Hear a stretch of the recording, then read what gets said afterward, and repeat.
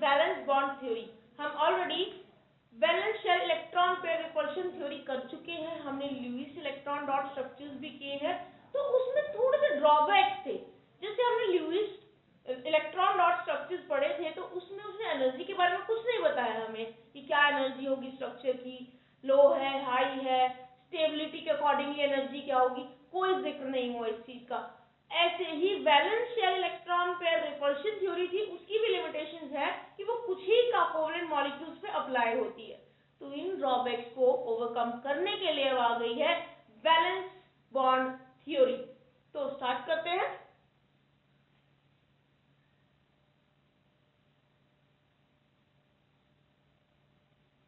Valence bond theory,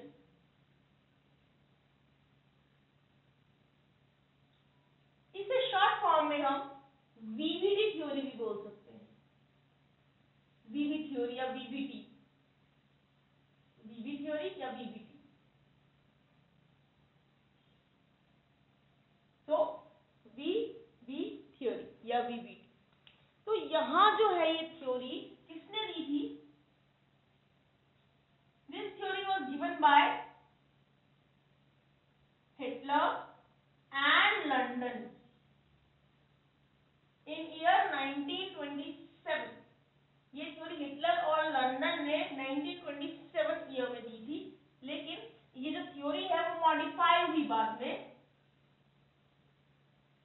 और ये modify की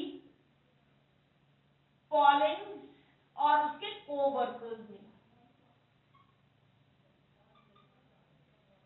तो इस तरह से इनको देने वाले भी हैं, इनको मॉडिफाई करने वाले भी आपके सामने। क्या काम है इस थ्योरी का, किस चीज पे बेस्ड है ये theory? So this theory is based upon the concept of atomic orbitals and the orbital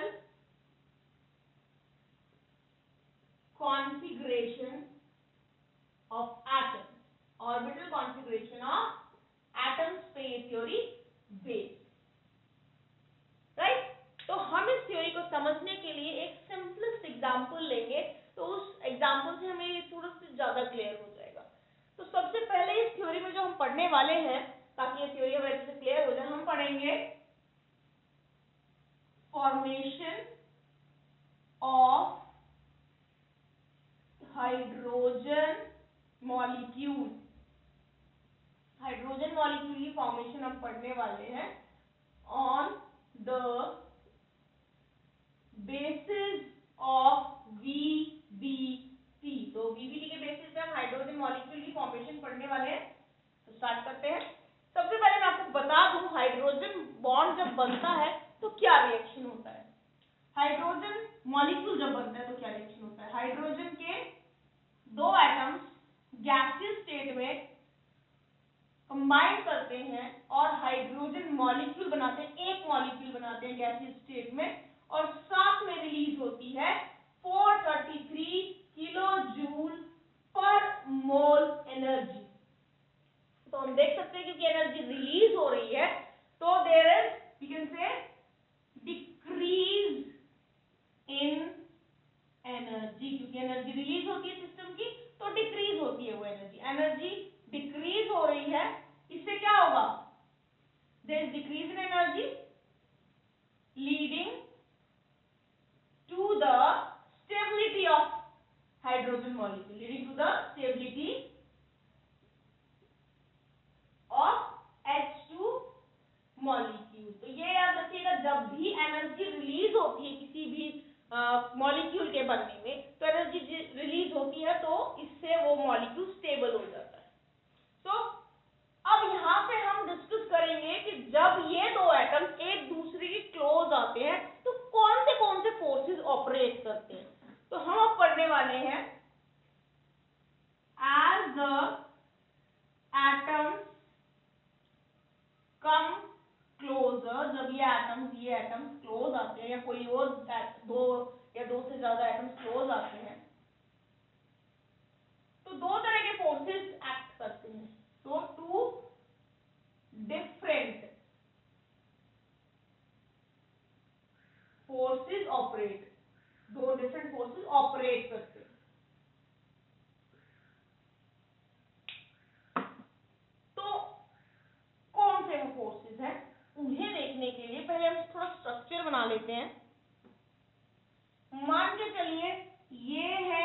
hydrogen atom का न्यूक्लियस, जिसको मैं HA नाम दे रही हूँ क्योंकि वो हाइड्रोजन एटम A मान लिया है मैंने।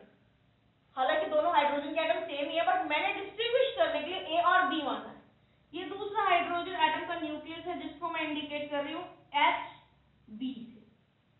ये EA इस वाले हाइड्रोजन एटम का इलेक्ट्रॉन है और ये EB इस वाले हाइड्रोजन एटम का इलेक्ट्रॉन है। तो दोनों के पास एक एक इलेक्ट्रॉन होगा। तो सबसे पहले हम ओल्ड फोर्सेस की बात करेंगे। ओल्ड फोर्सेस देखिए, ये न्यूक्लियस अपने इलेक्ट्रॉन को अपनी तरफ अट्रैक्ट करेगा और ये न्यूक्लियस, ये वाला न्यूक्लियस इस वाले इलेक्ट्रॉन को अपनी तरफ अट्रैक्ट करेगा। तो जो मैं ब्लू कलर से इंडिकेट कर रही हूं वो है old forces of attraction, right. अब बात करते हैं न्यू फोर्सेस ऑफ अट्रैक्शन की। तो आप देखिए, ये न्यूक्लियस इस वाले एटम के, बी एटम के भी इलेक्ट्रॉन को अपनी तरफ अट्रैक्ट करेगा जब ये क्लोज आएंगे। मैंने लिखा हुआ है यहाँ पे when these atom come closer. ऐसे ही ये न्यूक्लियस दूसरे इलेक्ट्रॉन को अपनी तरफ अट्रैक्ट करेगा। सो ये ब्लैक से दिखाए है मैंने new forces of attraction, right. तो मैं कह सकती हूँ, आप इसको पॉइंट को नोट डाउन भी कर सकते हो कि the nuclei of one atom attract the electron of another atom, right, and vice versa. Electron को न्यूक्लियस भी अट्रैक्ट कर रहा है और अट्रैक्ट कर रहा है न्यूक्लियस भी इलेक्ट्रॉन को, तो दोनों एक दूसरे को अट्रैक्ट कर रहे हैं। तो इस तरीके से अट्रैक्शन आ रही है यहाँ पे। ये मैंने अट्रैक्टिव फोर्सेस की बात की।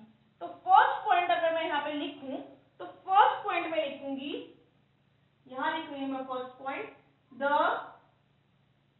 Nuclei of one atom is attracted towards the electron of each other and vice versa। तो अपने तो इलेक्ट्रॉन को अट्रैक्ट कर ही रहे हैं, दूसरे इलेक्ट्रॉन को भी अट्रैक्ट कर रहा है न्यूक्लियस। तो यहां इससे मैं एक कंक्लूजन निकाल सकती हूं। कंक्लूजन ये है कि energy is released in attraction. जब भी अट्रैक्शन होगी एनर्जी विल बी रिलीज। ये तो हो गई अट्रैक्टिव फोर्सेस की बात। अब हम बात करेंगे रिपल्सिव फोर्सेस की। रिपल्सिव फोर्सेस को दिखाने के लिए फिर से मैं ऐसे ही इसको ड्रॉ करूंगी। ये न्यूक्लियस है HA, ये दूसरा न्यूक्लियस है HB, ये इसका इलेक्ट्रॉन है EA और ये इसका इलेक्ट्रॉन है EB। यहाँ पे अब मैं अट्रैक्टिव फोर्सेस नहीं दिखाऊंगी, मैं सिर्फ रिपल्सिव फोर्सेस दिखाऊंगी। तो देखिए, नए रिपल्सिव फोर्सेस की बात करते हैं। इनफैक्ट पुराने रिपल्सिव फोर्सेस तो है ही नहीं, क्योंकि हर एक न्यूक्लियस के साथ एक ही इलेक्ट्रॉन है एक एटम के अंदर, उसमें अट्रैक्टिव फोर्सेस ही डेवलप हो सकते हैं। तो जरा देखिए, ये वाला इलेक्ट्रॉन इस A एटम का B एटम के इलेक्ट्रॉन को रिपेल करेगा। ऐसे ही ये वाला न्यूक्लियस इस न्यूक्लियस को रिपेल करेगा because they are of like charges. Negatively charge electron negatively charge electron को रिपेल कर रहा है, ऐसे ही पॉजिटिवली चार्ज न्यूक्लियस दूसरे पॉजिटिवली चार्ज न्यूक्लियस को रिपेल कर रहा है। तो ये है रिपल्सिव फोर्सेस। तो यहाँ पे इस केस में मैंने इस कलर से दिखाए हैं रिपल्सिव फोर्सेस। तो यहाँ मैं रिपल्सिव फोर्सेस दिखा रही हूँ, यहाँ मैं अट्रैक्टिव फोर्सेस दिखा रही हूँ। तो इसके अकॉर्डिंगली जो मेरा सेकंड पॉइंट बनता है, सेकंड पॉइंट बनेगा the nuclei of atoms as well as their electron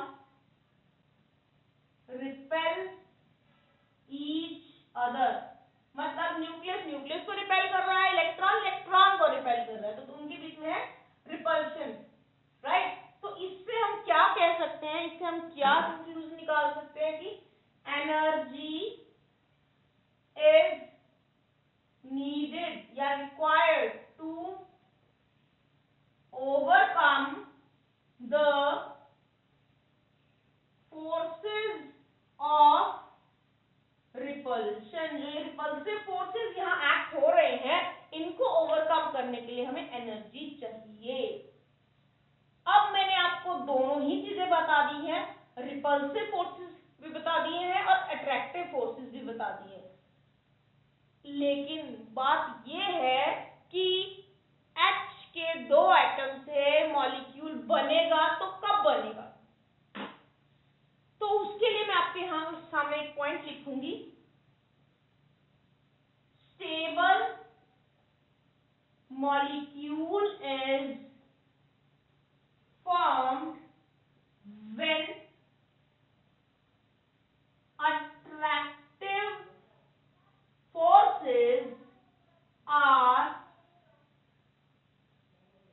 greater than repulsive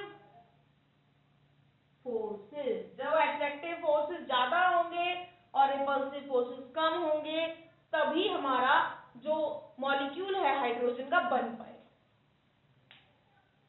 तो अब यहां आ जाते हैं वापस। जब दो एटम दो एटम्स अपने अपने न्यूक्लियस और इलेक्ट्रॉन के साथ क्लोज आते हैं, तो दो नए अट्रैक्टिव फोर्सेस आते हैं। देखिए दो नए अट्रैक्टिव फोर्सेस ब्लैक से दिखाए मैंने, एक और एक, दो नए अट्रैक्टिव फोर्सेस है और दो ही नए रिपल्सिव फोर्सेस आते हैं, 1 और 2। तो इक्वल क्वांटिटी है यहाँ पे अट्रैक्टिव फोर्सेस की भी और रिपल्सिव फोर्सेस की भी, नंबर इक्वल है। But the magnitude of attractive forces is more as compared to the magnitude of repulsive forces, जिस वजह से H2 मॉलिक्यूल बनेगा भी और वो स्टेबल भी होगा और एनर्जी रिलीज हो रही है, इट मीन्स वो स्टेबल है, राइट। तो हम कह सकते हैं एनर्जी जब भी रिलीज होगी तो स्टेबिलिटी साथ में आएगी किसी भी मॉलिक्यूल की, अगर वो बनता है और उसमें एनर्जी रिलीज हो रही है तो। अब इसको थोड़ा और डिस्कस करते हैं हम। अब हम एक ग्राफ के हेल्प से इसको डिस्कस करेंगे, जिसमें हम इसकी पोटेंशियल एनर्जी चेंजेस दिखाने वाले हैं।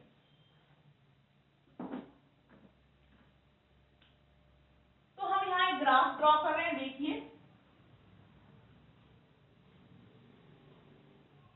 इस ग्राफ में नीचे की तरफ मैं दिखाऊंगी इंटर न्यूक्लियर डिस्टेंस, इधर जाने पे इंटर न्यूक्लियर डिस्टेंस इंक्रीज होगा और इधर पोटेंशियल एनर्जी ऊपर जाने पे इंक्रीज होगी। लेकिन यहां पे अगर आप देखेंगे तो यहां हम इसको एक मार्क लगा रहे हैं जो 0 है। इसके नीचे पोटेंशियल एनर्जी नेगेटिव है और इसके ऊपर पोटेंशियल एनर्जी पॉजिटिव है। इस मार्क को हम थोड़ा आगे एक्सटेंड कर देंगे, ये मैंने एक्सटेंड कर दिया है। अब इसको मैं थोड़ा ड्रॉ करूंगी एक्सप्लेन करने के लिए। तो ये वो पॉइंट है यहां जहां पोटेंशियल एनर्जी 0 है, वहां पे हाइड्रोजन के दो एटम्स एक दूसरे से इनफाइनाइट डिस्टेंस पे हैं, they are at infinite distance here. तो यहाँ पे जो एनर्जी होगी, पोटेंशियल एनर्जी 0 है, देख रहे हैं आप। तो जब पोटेंशियल एनर्जी 0 है, the two atoms of hydrogen are at infinite distance. ये इसको मैं लिखती हूँ तो ये पॉइंट ज्यादा क्लियर हो जाएगा। First point here is at infinite distance the potential energy is 0। PE यहाँ पे मैंने शॉर्ट फॉर्म यूज की है पोटेंशियल एनर्जी के लिए। तो ये वो पॉइंट है जहां पे पोटेंशियल एनर्जी 0 है, ये देखिए एक्सटेंड किया हुआ है मैंने।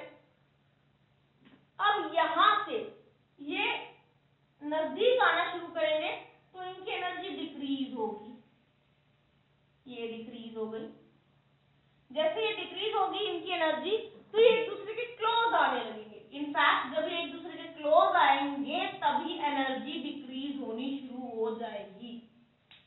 Again I am saying when they start coming closer to each other their energy decreases. तो देखिए 0 से डिक्रीज होकर नेगेटिव की तरफ ही तो आएगी, राइट। ये वो पॉइंट है जब जितनी मैक्सिमम डिक्रीज हो सकती थी, या समझ लो कि मिनिमम एनर्जी इस पॉइंट पे आ रही है, तो इस पॉइंट पे जो आपके एटम्स है हाइड्रोजन के वो एक दूसरे से बॉन्ड बना लेंगे, इस तरीके से ओवरलैपिंग होगी, स्टेबिलिटी होगी। तो हम सेकंड पॉइंट में कह सकते हैं कि as the atoms come closer, the potential energy decreases and ultimately a point of minimum energy is attained.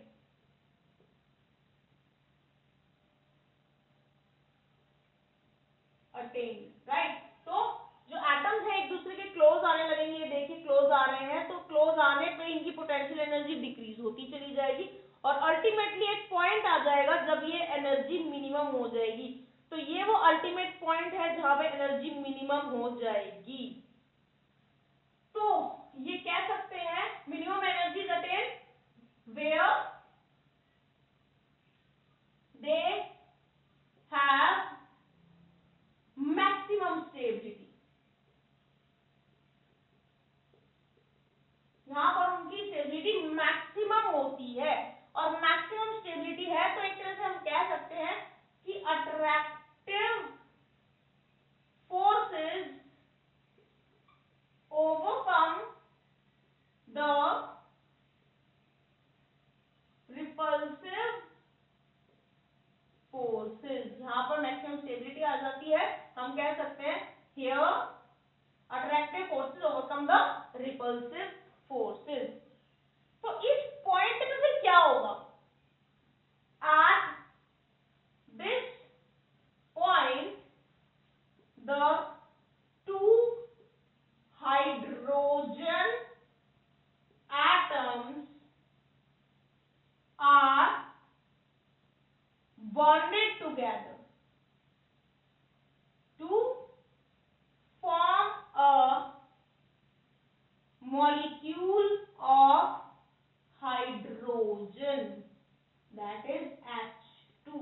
तो हम कह सकते हैं कि इस पॉइंट पे जहां पे अट्रैक्टिव फोर्सेस ने रिपल्सिव फोर्सेस को एक तरह से ओवरकम कर लिया है, तो यहाँ इस पॉइंट पे ये जो दो हाइड्रोजन एटम है जो एनर्जी जिनकी डिक्रीज होती जा रही थी, ये यहाँ पे बॉन्ड बना लेंगे और हाइड्रोजन मॉलिक्यूल वो बना लेंगे। इसके बाद क्या होगा? यहाँ इस पॉइंट पे अगर मैं बात करूं बॉन्ड लेंथ की, बॉन्ड लेंथ क्या होता है? बॉन्ड लेंथ की बात करूं तो पहले मैं बता दूं बॉन्ड लेंथ क्या होता है। Bond length is the distance between the nuclei of two bonded atoms। दो जुड़े हुए एटम्स के न्यूक्लियस के बीच के डिस्टेंस को हम बॉन्ड लेंथ बोलते हैं। So here in this case bond length of H single bond H in hydrogen molecule is 74 picometers। तो 74 पिकोमीटर जहाँ पे बॉन्ड लेंथ है इनकी, मतलब कि इसका न्यूक्लियस और इन दोनों न्यूक्लियस के बीच के डिस्टेंस जो है वो है 74 पिकोमीटर। इसको मैं हाईलाइट भी कर देती हूँ, इसको हाईलाइट कर देती हूँ क्योंकि मैं बॉन्ड लेंथ बता रही थी। Now if you try to boat them closer, अगर आप इनको इस 74 पिकोमीटर से ज्यादा क्लोज लाने की कोशिश करोगे तो क्या होगा? देखिए, if the two hydrogen atoms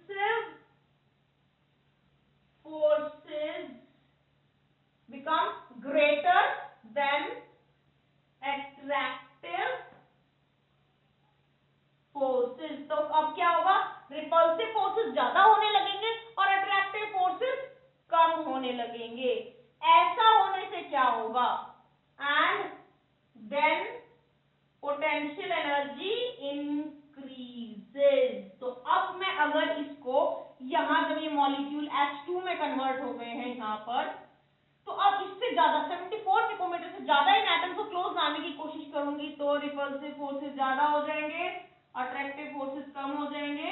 और अब इस केस के अंदर क्या होगा, अब ऐसा होने से ये एक दूसरे से दूर होने लगेंगे।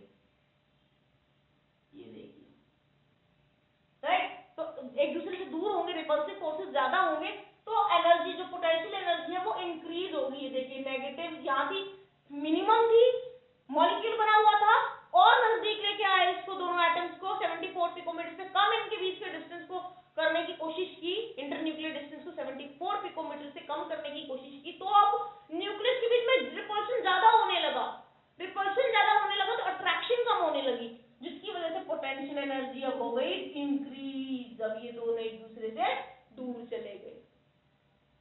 तो ऐसा होगा इसके अंदर। तो अब यहाँ पे एक और पॉइंट हम डिस्कस करेंगे, पॉइंट नंबर 4। पॉइंट नंबर 4 क्या कहता है, the total energy decreased when, यहां अब जो एनर्जी जब डिक्रीज होती है, कब, जब 1 मोल, 1 मोल बॉन्ड बनते हैं एक पर्टिकुलर टाइप के,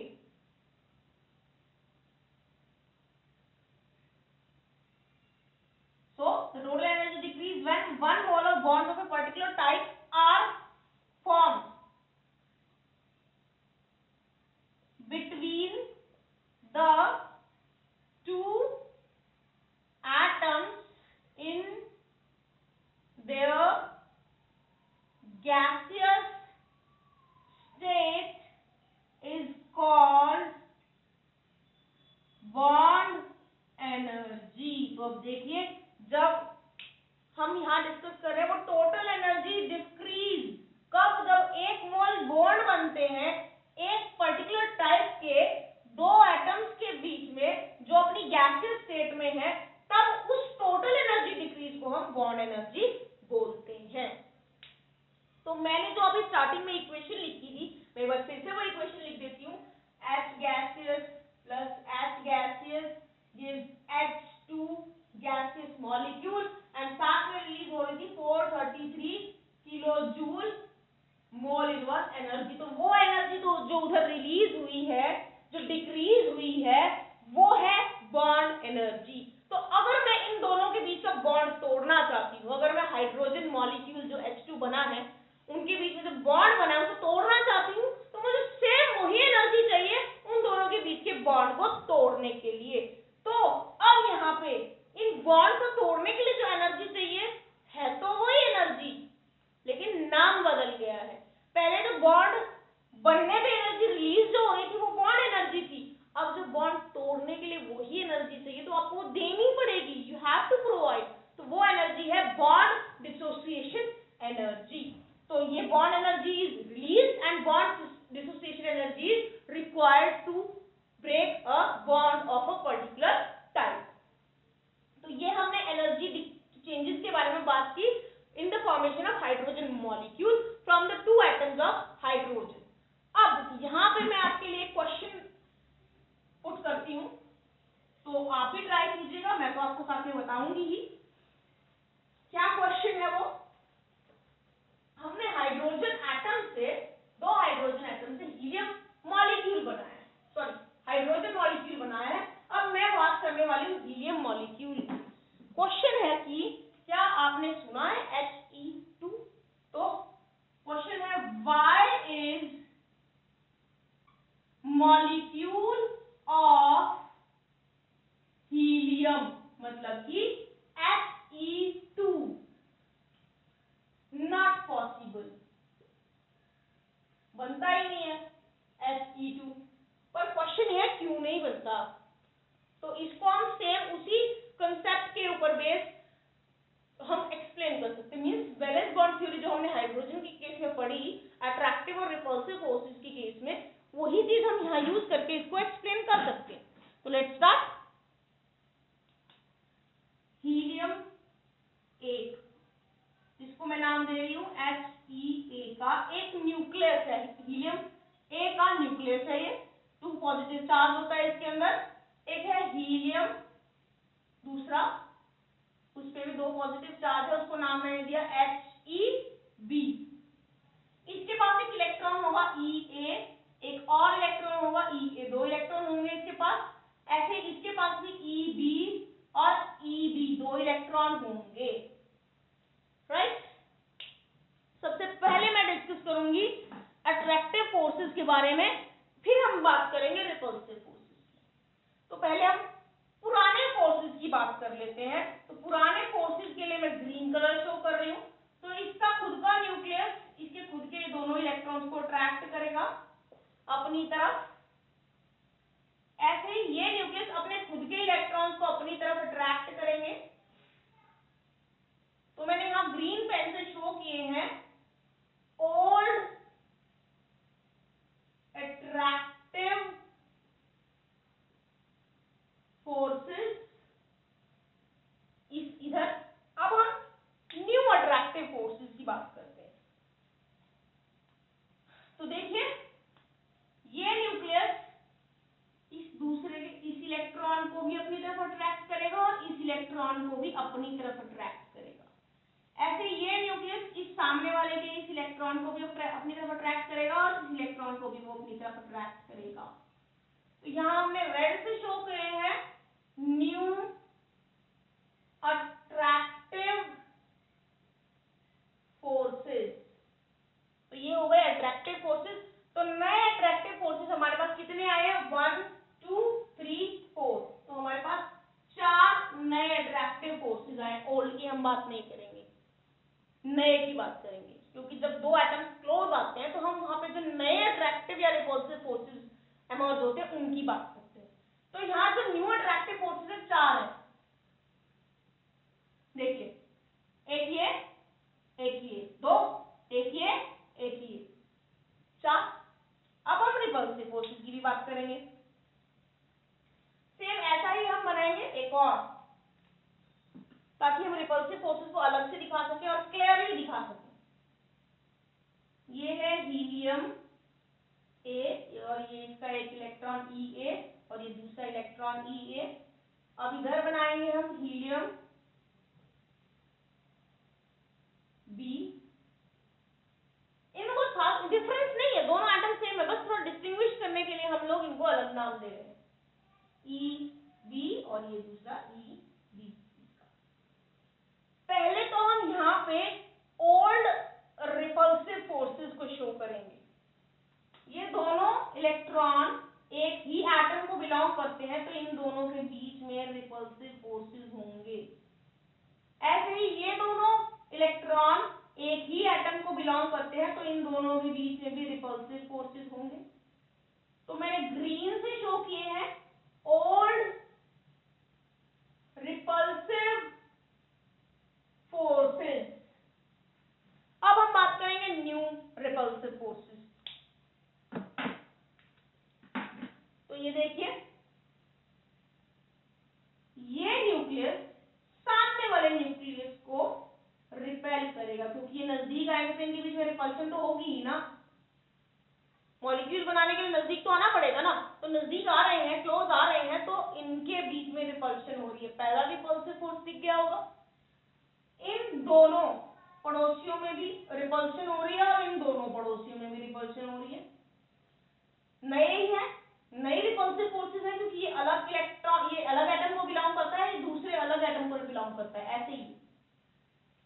फिर ये इलेक्ट्रॉन इस दूसरे पड़ोस वाले इलेक्ट्रॉन को भी रिपेल करेगा। ऐसे ही ये इलेक्ट्रॉन इस वाले इलेक्ट्रॉन को भी रिपेल करेगा, क्योंकि ये अलग अलग एक दूसरे को बिलोंग कर रहे हैं। तो अब यहाँ पे मैंने सारे रिपल्सिव फोर्सेस नए वाले भी बना दिए, पुराने वाले भी बना दिए, लेकिन मुझे मतलब है सिर्फ न्यू रिपल्सिव फोर्सेस से, क्योंकि न्यू रिपल्सिव और अट्रैक्टिव फोर्सेस ही डिसाइड करेंगे कि उनके बीच में बॉन्ड बनेगा या नहीं बनेगा। तो गिनते हैं कितने नए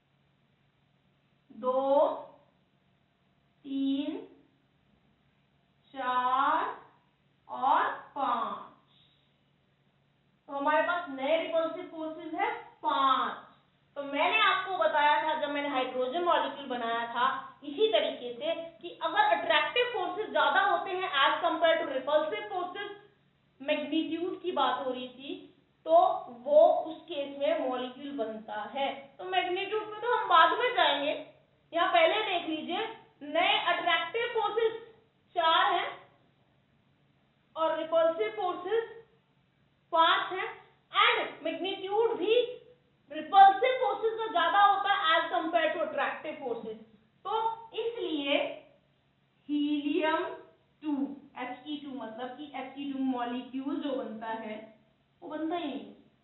He2 molecule is not possible because repulsive forces are more than the attractive